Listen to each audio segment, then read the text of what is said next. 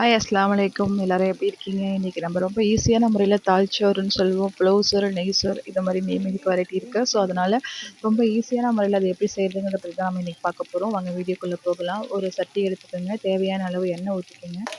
அதில் பட்டை கிளம்பர் ஒன்று ஒன்று போட்டுங்க. ரொம்ப அதிகமாக போட்டாக்க அந்த ஸ்மெல்லு வரும். வெங்காயம் தேவையான அளவு அதிகமாகவும் இல்லாமல் கம்மியாக எடுத்துக்கோங்க. அரிசிக்கு தகுந்த மாதிரி வெங்காயத்தை எடுத்து அதையும் நல்லா போட்டுக்கோங்க. பச்சை மிளகா ஒன்று போட்டுக்கோங்க. 1 ஆர் 2 பச்சை மிளகா போட்டுக்கோங்க. இஞ்சி பூண்டு அதிகமாக போடாமல் சாப்பாட்டுக்கு தகுந்த மாதிரி ஒரே ஒரு ஸ்பூன் 2 ஸ்பூன் போட்டுங்க. உங்களுக்கு மெஷர்மெண்ட்டோட வேணும்னா கண்டிப்பாக கமெண்ட்ல சொல்லுங்கள். நான் உங்களுக்கு அரிசிக்கு தகுந்த மெஷர்மெண்ட் எவ்வளோ அளவில் போடணுங்கிறத நான் சொல்கிறேன். நல்லா அந்த இஞ்சி பூண்டு வதங்கினதுக்கு அப்புறமா அரிசிக்கு தகுந்த அளவு மெஷர்மெண்ட்டோட தண்ணியை ஊற்றி நல்லா கொதிக்க வச்சுடுங்க. தக்காளி ஒன்று சேர்த்துக்கலாம். ஆனால் பியூர் ஒயிட் ரைஸ் வரணுன்னாக்கா தக்காளி சேர்க்காதீங்க. இல்லை ஒரு தக்காளி கூட போட்டுக்கலாம். புதினா மல்லி போட்டு நெய் கொஞ்சோண்டு ஆட் பண்ணி நல்லா கொதிக்க விட்டுடுங்க. கொதி வந்தோடனே நீங்கள் வச்சிருக்க அரிசி பாஸ்மதி ஜீரக சம்பா அரிசியை அதில் போட்டு நல்லா தம் பண்ணி விட்டுடுங்க. அது வெந்ததுக்கு அப்புறமா தம் பண்ணிட்டீங்கன்னா அது நல்லா வெந்துடும்.